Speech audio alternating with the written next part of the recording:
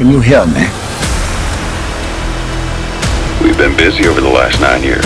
If the boss has some plan, what is it? I've made another snake. He was always the best man we had. Your past is his past now. We'll each have roles to play. That is Big Boss's plan. Can you keep it up? It's a hell of a lie. It's nothing new in my line of work. Manipulating memories. Welcome back, Venom Snake.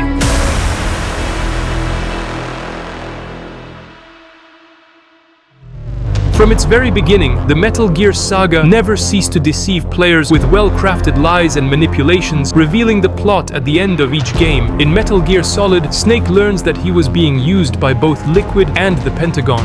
In MGS2, Ocelot reveals to Raiden that the Big Shell incident was in fact orchestrated by the Patriots. In MGS3, Jack realizes that the boss wasn't a traitor, but rather a hero of the United States. I could go on all day, but I think you caught my meaning by now. However, for Ground Zeroes and the Phantom Pain, Hideo Kojima went all out to blur the lines and mislead the players, leaving them with a Phantom Pain too. In that sense, to truly understand MGSV, you have to look for the truth where it is hidden, in the lies. Today, I'm going to analyze the main discrepancies of the Phantom Pain Mission 46, entitled The Truth. You'll see that put together, all these subtle details suggest that Mission 46 is more akin to a lie rather than the truth.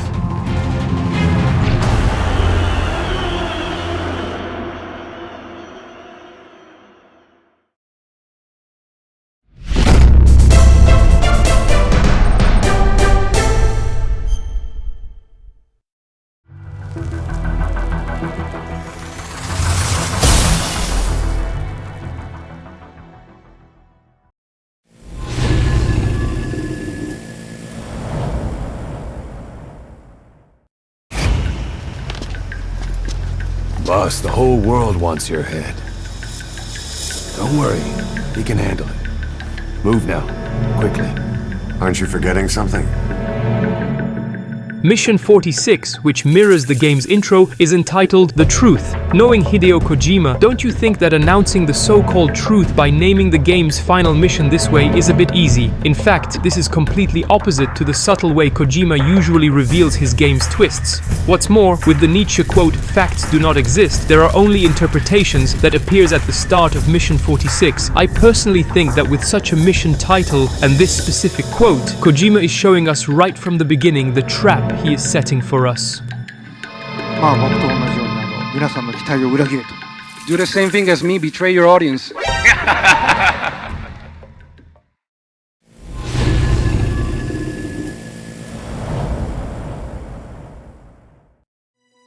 Let's get down to business by looking at the visual inconsistencies in Mission 46. First off, it's important to remember that in MGSV we play as Venom Snake and see everything through his eyes. As Hideo Kojima said, the player and Snake are one.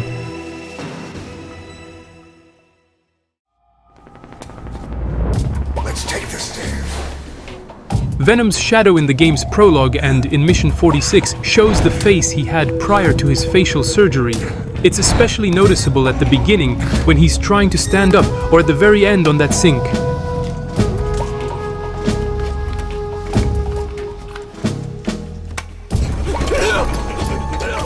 Here, the patient on the bed Venom and Ishmael used to hide under is spotted by a Cypher soldier and turns to face him, begging for mercy. However, he is quickly killed by the soldier, then collapses onto the bed curtain before falling down.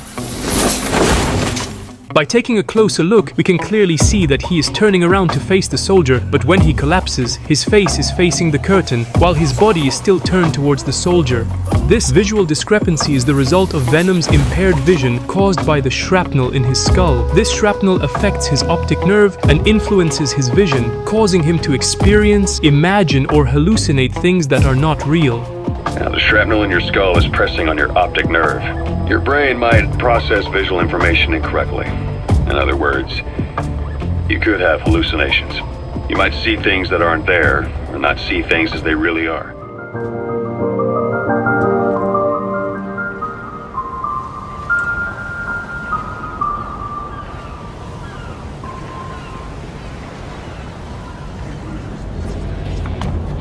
I'm agrícola.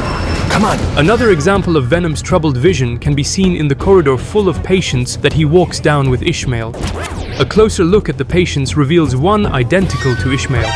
Digging into the game's leaked script, we can learn that the developers have named the patients in the corridor Patient A, B, C, and so on. Ishmael's lookalike, however, is called Patient Who Looks Like Ishmael, so this guy was purposefully created this way. We can therefore assume that Venom's brain saw this patient as Ishmael, when in fact he might be completely different in appearance.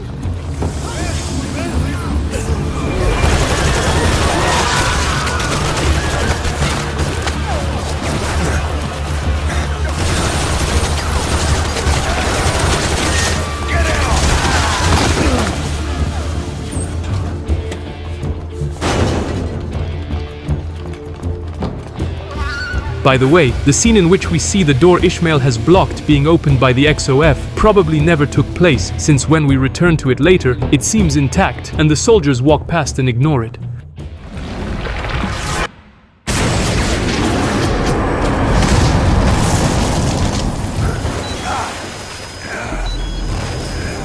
We better stop and treat that injury. Another example of Venom's impaired vision are the colors that turn blue moments after he puts his leg back together. Don't you die on me, damn it! He be dropping! Intubate now! To conclude on the visual discrepancies, here are two very confusing elements. The first one is about the nurses we see at the end of Ground Zeroes, who are back 9 years later in Dechelia's hospital. Could this be another of Venom's hallucinations? The second one involves the surgeons we see reanimating Big Boss at the end of Ground Zeroes in 1975. We can see that they're wearing the same badge as the doctor in charge of Venom's surgery. On closer inspection, we see that this badge belongs to the Dechelia Hospital in Cyprus, which makes no sense since at the end of Ground Zeroes, we're led to believe that Venom, Big Boss, and Miller are in a hospital in Colombia 2 years before Venom and Big Boss are moved to the Dechelia Hospital. Yeah, took some shrapnel. The head. This raises the question of whether Venom hasn't actually stayed in Dechelia from the start, imagining everything that's happened from Ground Zeroes until his awakening due to Ocelot's brainwashing therapy. It's nothing new in my line of work. Manipulating memories, the past. His altered state of consciousness has helped us implant powerful suggestions through induced hypnagogia.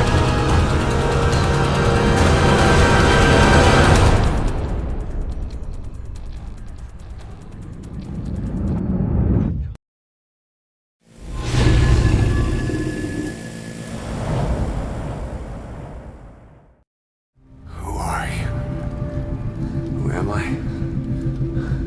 You're talking to yourself. Been watching over you for 9 years. You can call me Ishmael. Let's now talk about Ishmael. Although there are many others, here are the main inconsistencies about him.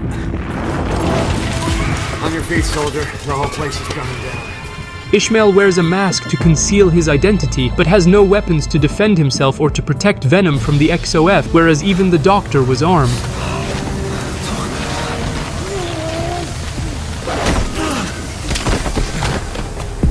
Ishmael tells Venom that he's been watching over him for 9 years. If Ishmael is Big Boss, how did he watch over Venom for 9 years if we're led to believe that he was in a coma at the end of Ground Zeroes? Well, he stabilized, but it took too long. He's in a coma.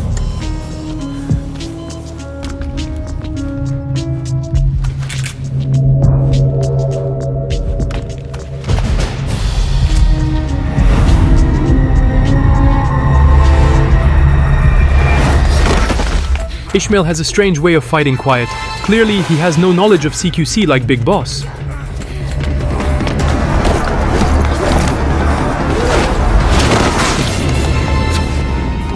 Need a little pick-me-up?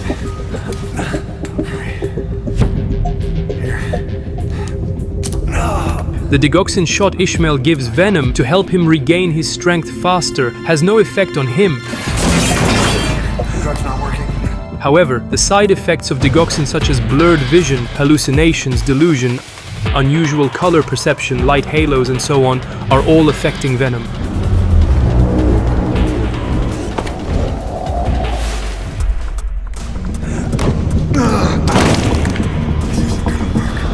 We better take the Ishmael doesn't help Venom move in such a critical situation where every second counts. In fact, he never helps him when he's in someone else's direct field of view. For example, here he is completely invisible to the Cypher soldiers and doesn't help Venom, who's about to get shot.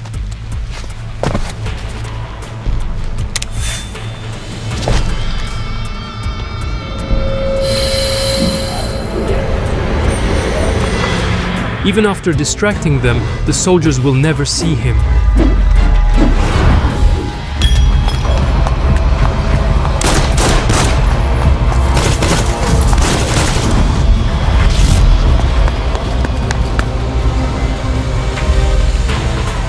Ishmael is therefore invisible to the other characters except Quiet and Ocelot, but there's a reason which we'll talk about next time.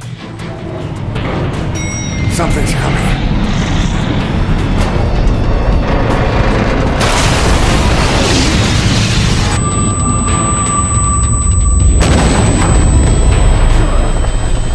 Ishmael is also the only one never to be wounded. He shows no trace of burns here. His wound against Quiet disappears as soon as he removes his hand from his shoulder. Fact is, the only time he's hurt is the moment Venom's shrapnel is hit by shards of glass from the ambulance the two men were using to escape.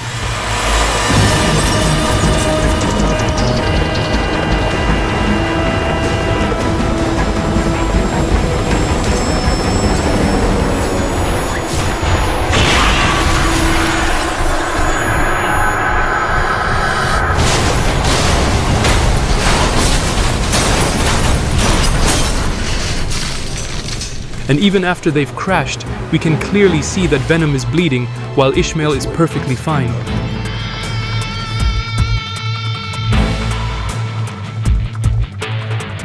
Who are you? Where am I?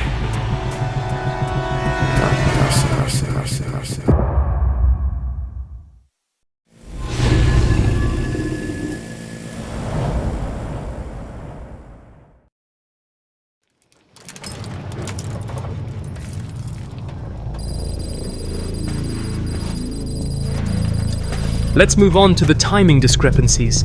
Following the crash of the ambulance on the outskirts of Xylotimbu in Cyprus, Ishmael is pulled out of the vehicle by Ocelot, who, as a reminder, is the one who brainwashed Venom. This way, boss. Hurry. So Ocelot helps Ishmael on March 11th, 1984 at 02:32 a.m. The two of them then drive off, leaving Venom in the ambulance. 30 minutes later, at 3:07 a.m., Venom regains consciousness and Ocelot reappears to help him escape before the two set sail for Afghanistan on a ship. Well, there's our ride. It's a whaling ship.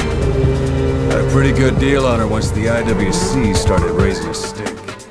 The next part is very intriguing. At 5:59, Ocelot, who is supposed to be with Venom on a boat off to Afghanistan, is back again with Big Boss in Ormideia, which is about 5 kilometers from Xylotimbu. Use that bike. It's tuned up and ready to go. It's obvious that we're dealing with a timing issue here. Assuming that Ishmael is Big Boss, which I don't think he is, this means that Ocelot picks him up at 2:32 a.m. in Xylotimbu before the two go about their business somewhere. Then, at 3:07 a.m., Venom regains consciousness, Ocelot comes back to save him, and they both board a ship leaving for Afghanistan. Meanwhile, Big Boss waits for Ocelot for more than 3 hours, from 2:32 to 5:59, even though the latter is supposed to be on his way to Afghanistan. The human brain is capable of many illusions, of pain, of the future.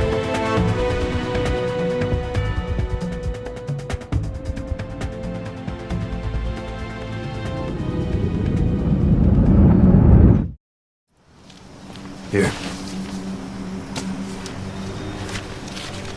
That's your name as of today. Best change your face, too. Venom's passport that Ocelot gives to Big Boss was issued on April 14th, 1980, 4 years before he's supposed to receive it.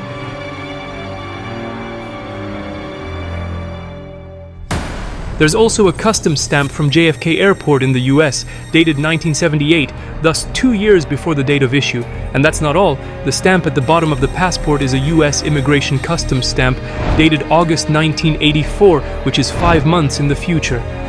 In a world, it's double think. In this year, 2 + 2 = 5.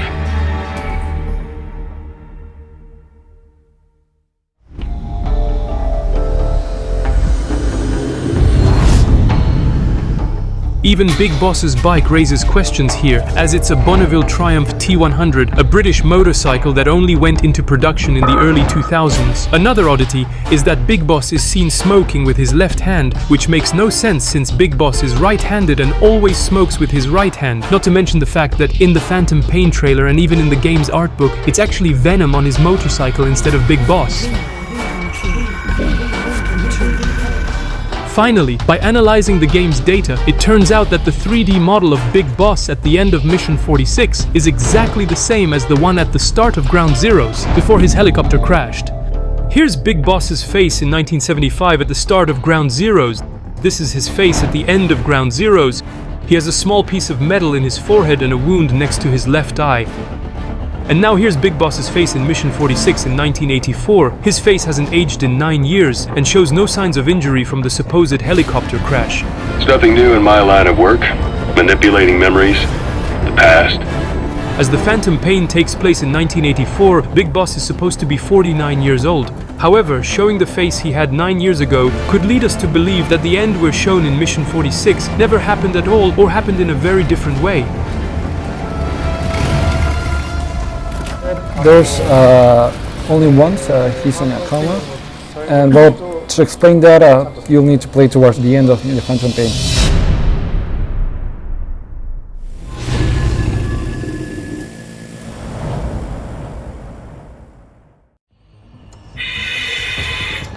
Jack, can you hear me? To conclude this video, let's take a look at the game's ending timeline. In the ending timeline, it's stated that in 1977, thus 2 years after Big Boss and Medic supposedly fell into a coma, Zero visits them at the Dekelia hospital. If the secret tape of his visit is to be believed, the facial surgery has already been done, as Zero could no longer tell the difference between Big Boss and Medic. Which one is he? On the right. And the left? We did just as instructed. Still, at the start of Mission 46, we're in 1984, 9 years after Medic's supposed coma, when he wakes up and is told that he must change his appearance for his own protection by making him look like Big Boss while it's Big Boss that Cypher is after. Everything feels all right. Should we really believe Mission 46 and the truth tapes? Did Big Boss really fall into a coma at the end of Ground Zeroes? When did Venom's surgery really take place? And finally, are the events of Ground Zeroes and the Phantom Pain even real?